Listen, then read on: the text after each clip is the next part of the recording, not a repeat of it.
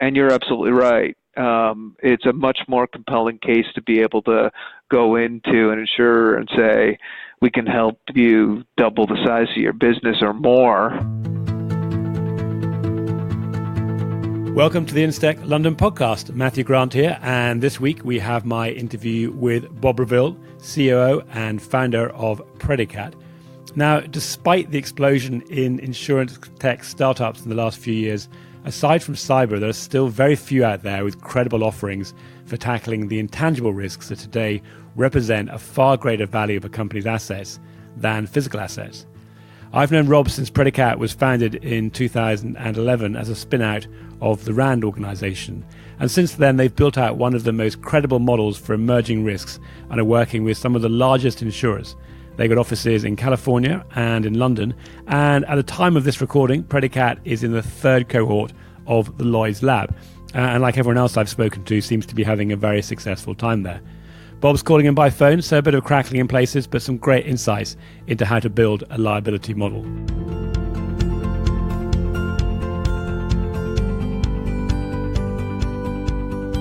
Bob, welcome to the InsTech London podcast. You are often over in London, but we're actually talking whilst you're in California, although I've got to say it does sound like you're in the next door room, so it's the joys of transatlantic communications. Well, it's a pleasure to be here. Thank you for arranging this.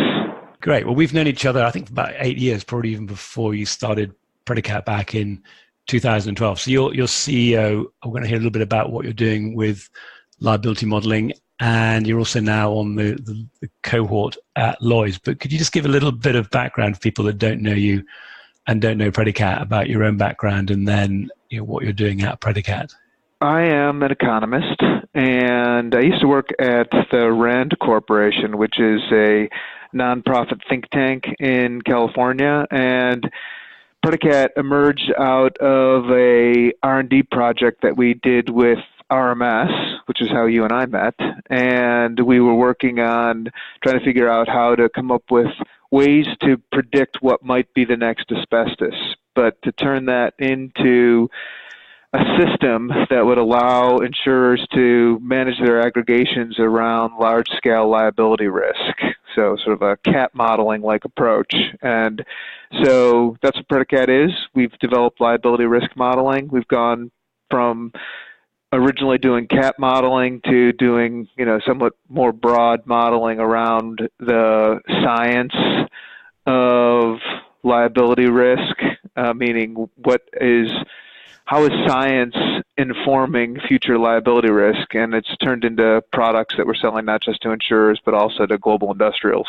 So specifically, what are you finding that your clients in the insurance industry what problems have they got that you're finding they're asking you to help them solve? Well, initially, we thought that the problem was going to be only the issue of aggregation management. So in the 2000s, again, when we were working with RMS, and we were working on terrorism insurance issues, and that's when I became aware of the whole approach of catastrophe modeling and how it has helped insurers to avoid the insolvency that comes from huge correlation associated with natural catastrophes.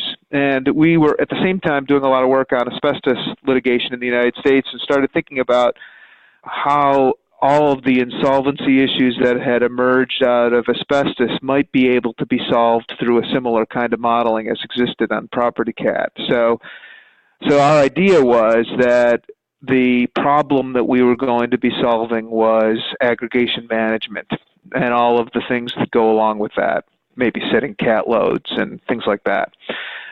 But I think over time, we've come to realize that the way in which the industry has responded to the potential threat of another asbestos has caused them to, I'd say, be a bit risk averse and to adopt an exclusionary mindset. So a tendency to, when new risks emerge, to try to avoid them rather than to try to cover them. And that's led to a large coverage gap, so that, today, compared to let's say the 1970s, in 1970, 94% of U.S. liability risk was covered by insurance, and by today it's fallen to about 55%. And all that just results from higher retentions, increased exclusions, lower limits relative to the growth in revenue, just in general, contraction of the amount of coverage offered. And so increasingly we're focused on that problem rather than just the aggregation management problem. So it's really part of this whole theme around providing new information and then giving underwriters confidence that that information is good enough to make decisions about. I guess what's particularly interesting about what you're doing is it's actually opening up, or I guess reopening, classes of business that they aren't writing or would have written before. But are you also finding, in terms of people's concerns about these areas, I mean, it's a long time since people were impacted significantly by the asbestos losses, but is there a situation where, unless there's been a really large recent loss, people tend to get a little bit either complacent or they sort of forget these large losses happen? So you have to sort of re-educate them as well on the scale and types of losses that there can be out there. Well, that was definitely true in 2012 when we started. I'd say over the first few years after we started, we would talk about how we were trying to help the industry deal with a next asbestos type litigation. And some people said to us, that's really not a problem anymore. We don't see that kind of litigation anymore in the United States. We're really worried about things like Deepwater Horizon or a train wreck or something like that. And so others, of course, thought it was just a matter of time. And as it's turned out, I think that the people who thought it was just a matter of time were right, because today you're seeing emerging a whole new wave of bodily injury mass litigation. You're seeing it with Roundup, and you're seeing it with Johnson & Johnson and Talc, and you're seeing it with the opioids litigation, which I think is potentially on a scale of an asbestos, really. And you're seeing it with PFAS litigation, repetitive head injuries. It's just it's almost the 70s and 80s all over again. I think you said PFAS in there. Did I hear that correctly? Yeah, PFAS. That's perfluorinated and polyfluorinated chemicals. So this is things like Teflon, and so PFOA, PFOS, and all the substitutes that were developed for it over the years. And they're now calling them the forever chemicals, which tells you all you need to know about the risk.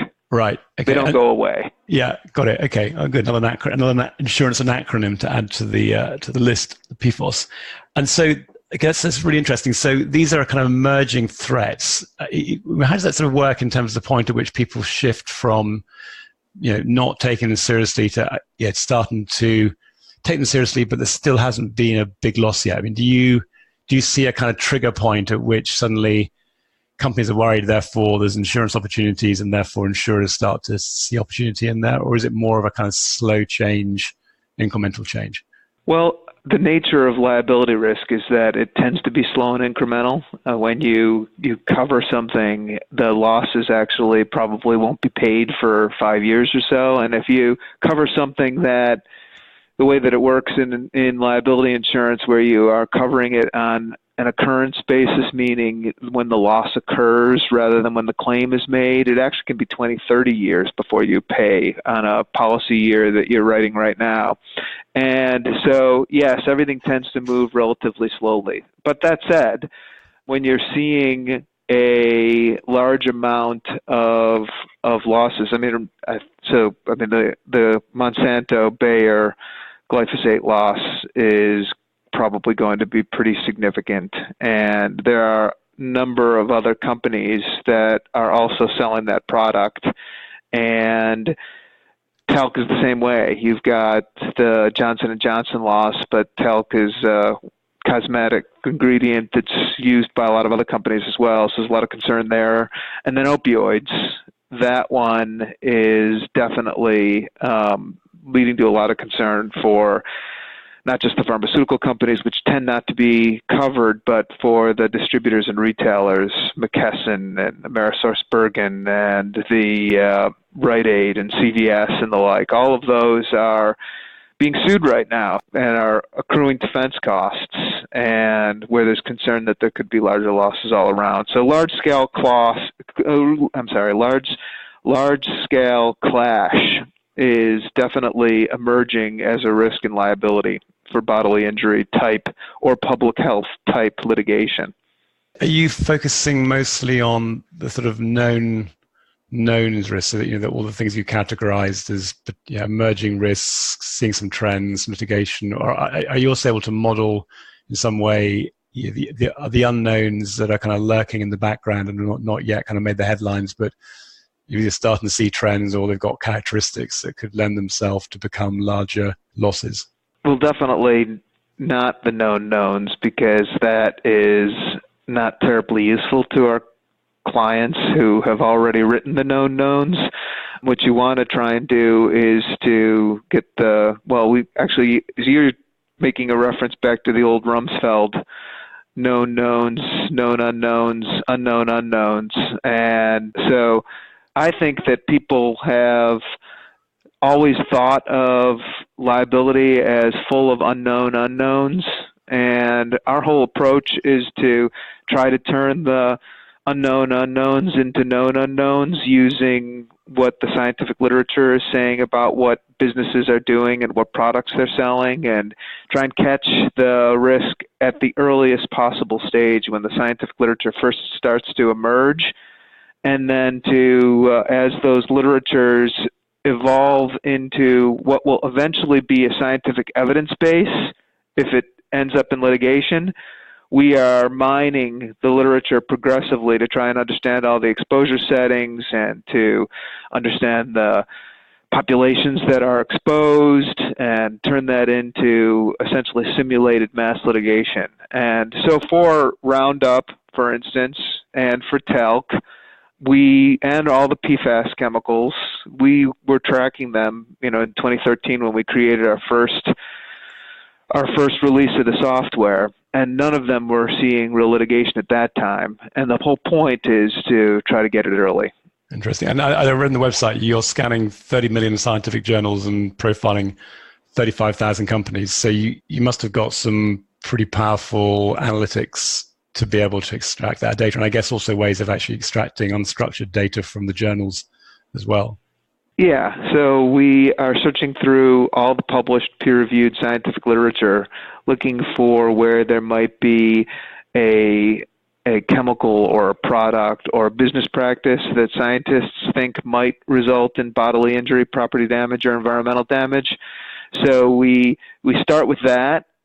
We try and catch the journal articles at the earliest possible stage, and then we connect the articles into literatures and then track those literatures as they become essentially scientific evidence.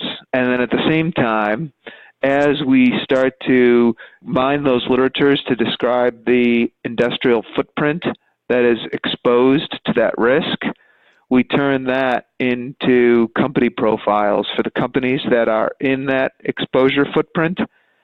And then both of those modeling efforts, the exposure modeling effort and it's the scientific evidence modeling effort and then the company exposure modeling effort.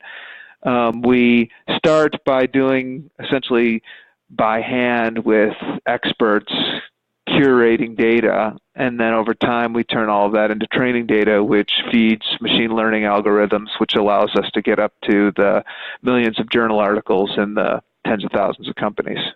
So a lot of companies claim to have AI. It sounds like you do have AI and you need it, and you're proving that you can use it.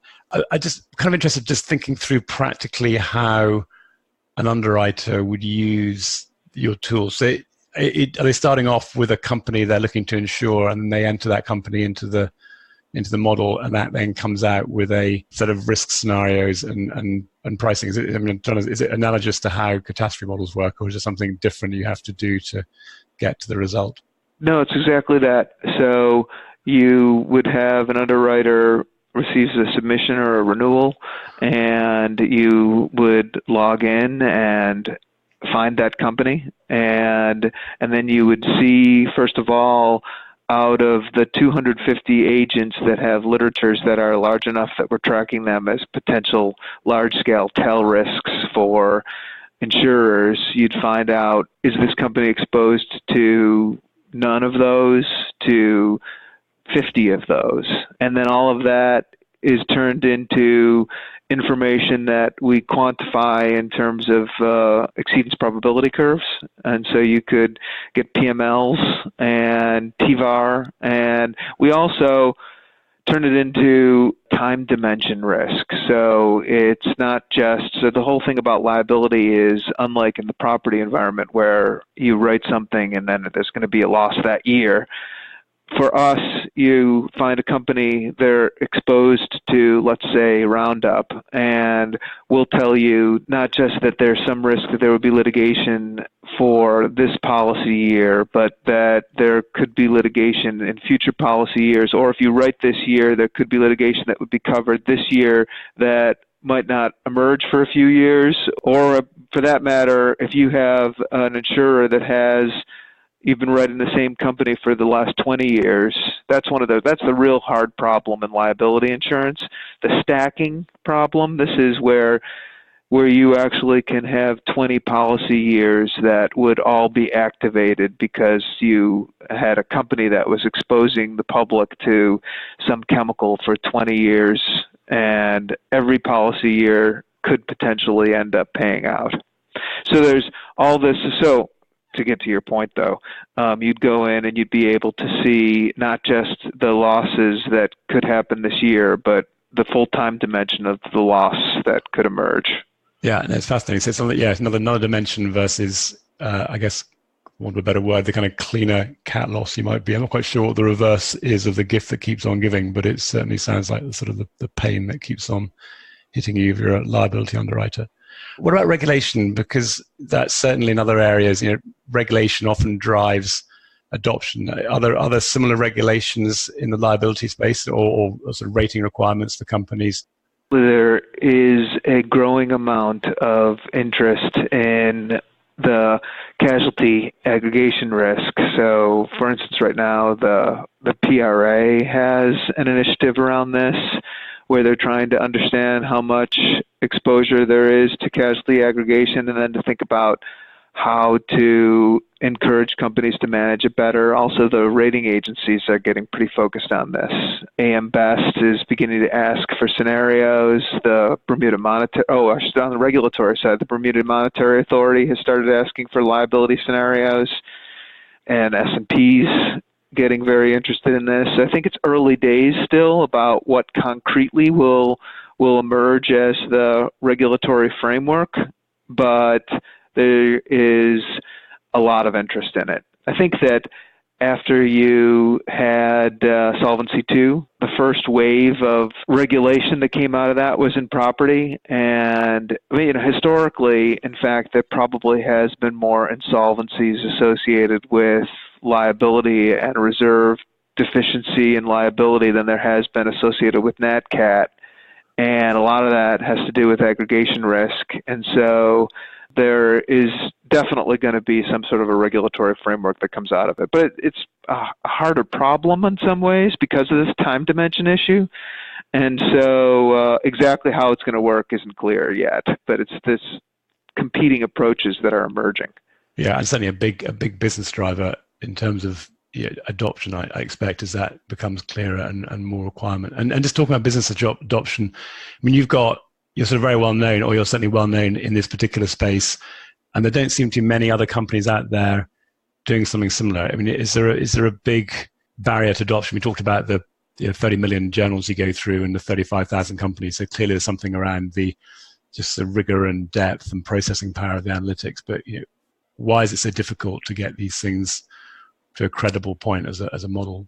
I think that the idea of doing something that is exposure-based and forward-looking, which is what we try to do. Forward-looking meaning you can't just model previous mass litigation events because that is not interesting because those products have been removed from the market and those companies are out of business.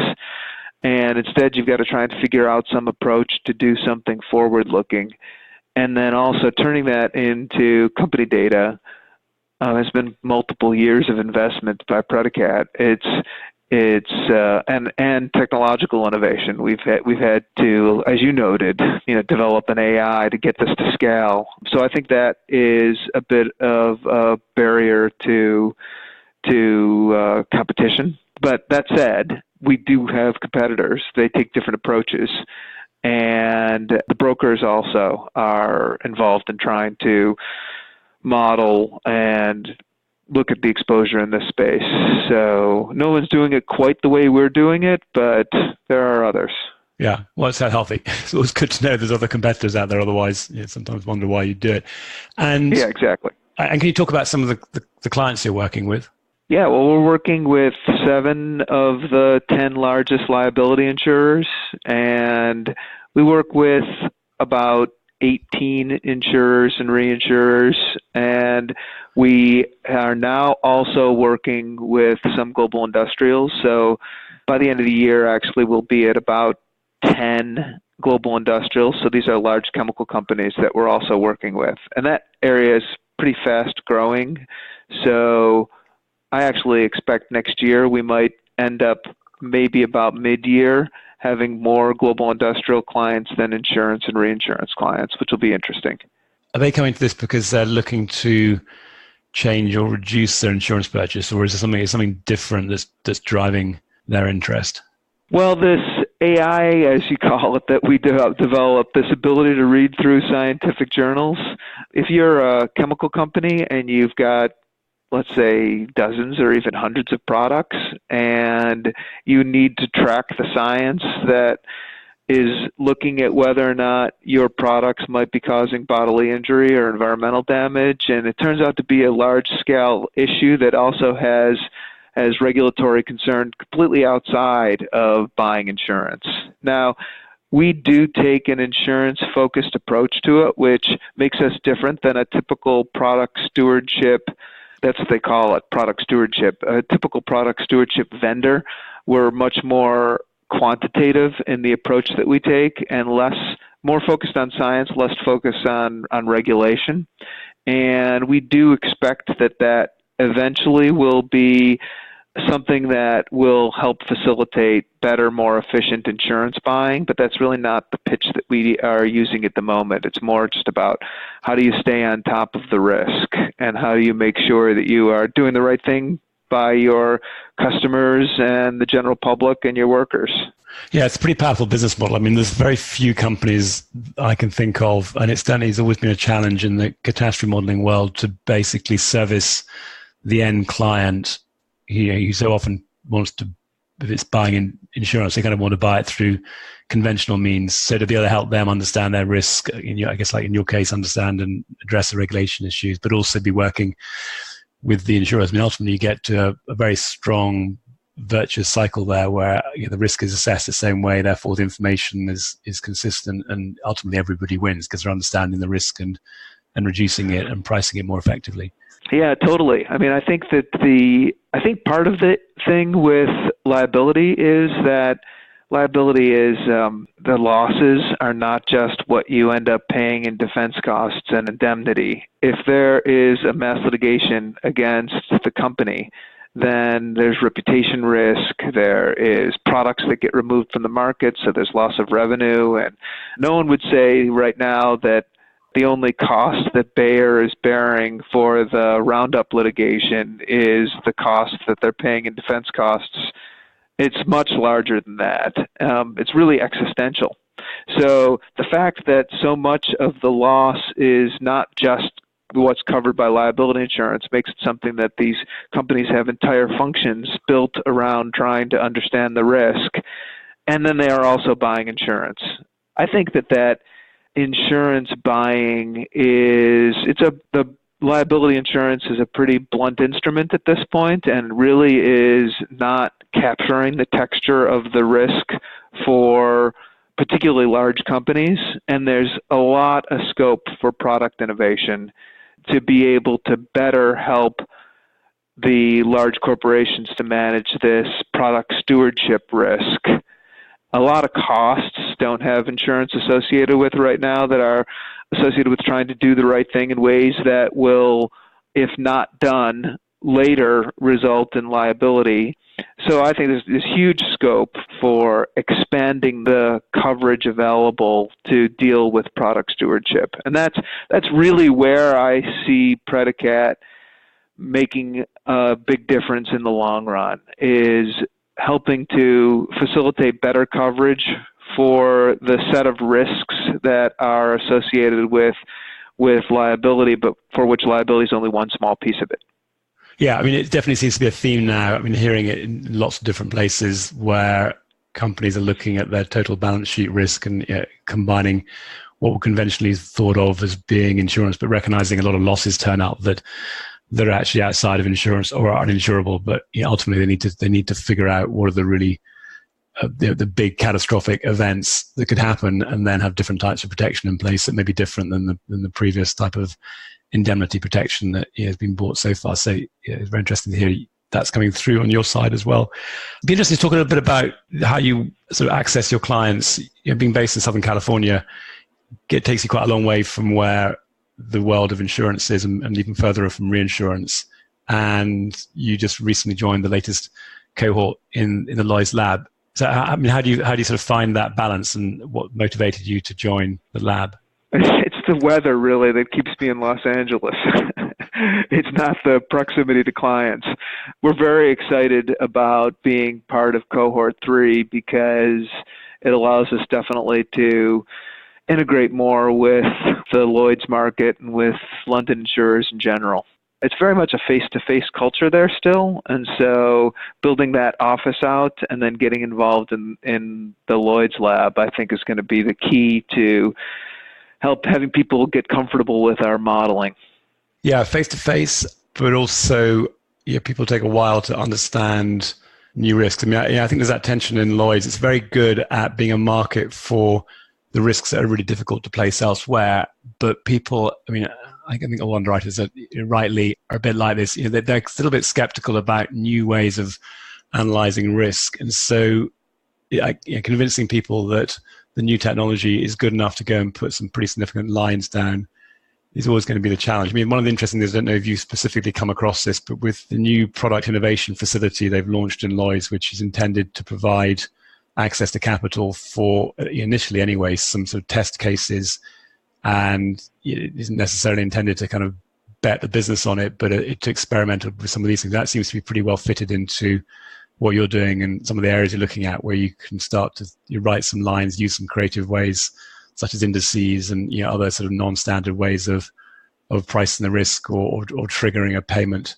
But are you doing much in that kind of area, or anything else you're seeing out of Lloyd's that is sort of opening it up a bit more now than the challenges you've had trying to engage before? Yeah. One of the projects that we're working on in the Lloyd's lab is the development of a new NamePeril liability insurance product.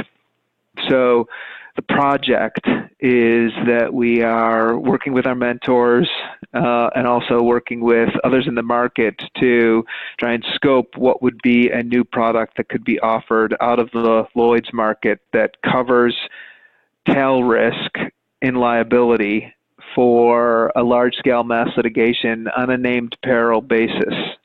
And that would involve getting people comfortable with the model, and also understanding the size of the market, the companies that are exposed, why they're not adequately insured today, putting all of that into a business plan, designing the actual product instrument, all of this, and then helping to have that also feed into a workflow in our software. All of that together is this business plan that we're developing, and that's one of our key initiatives. And I think it's going to be great. This idea, there's a lot of interest in the idea that liability, which is today almost entirely on an all perils basis, but what that all perils basis does is it ends up leading to a lack of coverage for things that are excluded from it's all perils with exclusions. So there's lack of coverage for the excluded risks, and then there also is unwillingness to offer as much limit because they don't understand exactly everything they're covering. I mean, the constant refrain you get from underwriters is, I wrote this company thinking this was the risk, and then lo and behold, out of nowhere, this is the loss that emerges. So the more we can anticipate where there might be future mass litigation using science, and then cover the largest potential losses on a named peril basis.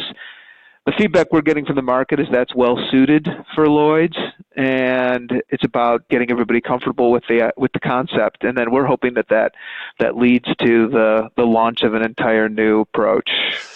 Yeah, no, that makes a lot of sense. So like a named peril might, for example, be opioids as one of the named perils someone might buy cover for. Right. Or ideally, if you had seen opioids before the fire started, before the house started burning, that would have been that, and a set of other named perils, as an entire portfolio. I mean, our idea is you don't want to just be writing named peril for Roundup or for opioids, but you want to be able to think, where might there be 25 other public health issues that look like opioids, out of which maybe 3 of them will result in litigation in the future?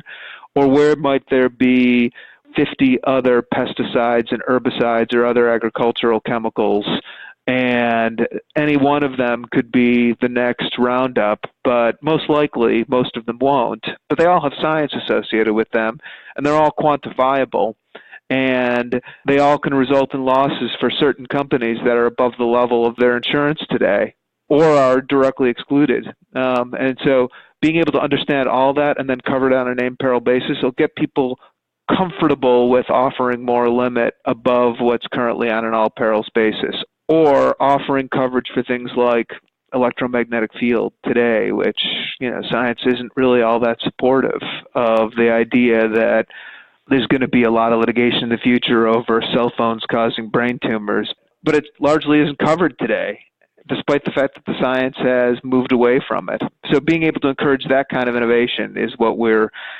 spending most of our time doing these days. I'm sort of thinking you must be a bit like a doctor in A&E. You're seeing all these horrible things that can happen, but that's kind of part of the day job, and you just have to keep going and hope that you can play a role, or Praedicat can play a role in highlighting the risks and therefore encourage risk mitigation for those risks, despite the fact that ultimately they can come fairly unpleasant outcomes and lots of costs associated with them. Well, a lot of the stuff we do, though, is debunking at the same time. So things like Diet Coke, a lot of people think, Diet Coke is gonna, kill me. And at the same time, when we look at the science around the artificial sweeteners in Diet Coke, it looks pretty benign to us. And so we don't worry about it. And over time, while initially when you're first exposed to the stuff that we do, everybody here has this initial reaction of, oh my God, there's so much horrible things in food and the environment. And, particularly if you have young kids, that a lot of us here have young kids. And so a lot of science these days is around how environmental chemicals and other types of products are causing developmental issues. And so you get really nervous. But then over time, you kind of realize that, first of all, that it's really just got to think about the world like an underwriter should think about the world, that, you can take on almost all these risks. You just have to not have too much of it, so you avoid your aggregations. And then also you get to find that the science around things like coffee, which is what fuels all of us here, is increasingly positive. It actually has health benefits. And when they used to think it caused cancer, all the science no longer supports that. You've been around for a while now. What's your sort of perception of what's happening in this whole insurtech area? In the insurtech world, there's just as much of a pressure almost for us as an insurtech company to be an insurer as there is for the insurers to become tech companies. It's this convergence between tech and insurance that pushes us in both directions. And it's pretty interesting. I don't know where it's all going to, shake out for us, but it's definitely interesting. It's really interesting which companies are doing things like you, where you're actually offering new solutions to new risks, or, per your earlier point about how there's been a shift in what people are covering for liability. Old risks that people are no longer comfortable covering. You've got a much more compelling story if you can go into an insurer and say, I've got some tools that can help you underwrite more business and grow your revenue, rather than I want to tell you, all the risks that are associated with what you're already writing, and you've got to spend more money to understand what you are doing better, and all the costs and difficulties related to that. So I think those are definitely the companies that are going to be amongst the more successful going forward if they can collaborate with the market. And particularly everyone's talking about the intangible risks, and you're a big part of being able to sort of figure out how to analyze those intangible risks. Just a follow up on that. I mean, when I described the fact that we've become more focused on addressing this coverage gap rather than on just helping manage aggregation risk, that coverage gap is about $75 billion annually that's uncovered by in liability insurance in the United States. And you just try to get back to where the insurance industry was in the 1970s, but to do it right, to do it in a way where aggregations are managed, a $75 billion growth opportunity is pretty huge. And that's to say nothing about the other risks that are not even covered by liability at all, the other sort of product stewardship risks I was describing earlier. And you're absolutely right. It's a much more compelling case to be able to go into an insurer and say, we can help you double the size of your business or more, and at the same time help you to do it in a way that's sustainably profitable, unlike the way liability insurance operates today. That's why we become more focused on the coverage gap than just on the aggregation management, because it's definitely a much more compelling pitch. Well, Bob, it's been great to carve out some time, and hopefully we'll see each other face to face here over in the UK at some point, and be good to check in at some point in the future, see how things are going once you come out of the lab, and see how that's worked for you. Sounds great. Definitely. I'll let you know next time I'm going to be there. You can find more episodes featuring others in the Lloyd's Labs in earlier recordings, and more to come. Now, the InsTech London podcast continue to be supported by Insurance Insider, and we're delighted to offer you a free issue. The details are in the episode notes. If you want to find out more about everything we're up to at InsTech London, then the best thing is take a look at us on www.instech.london. And feel free to contact me via LinkedIn or on Matthew at instech.london to tell us what's on your mind.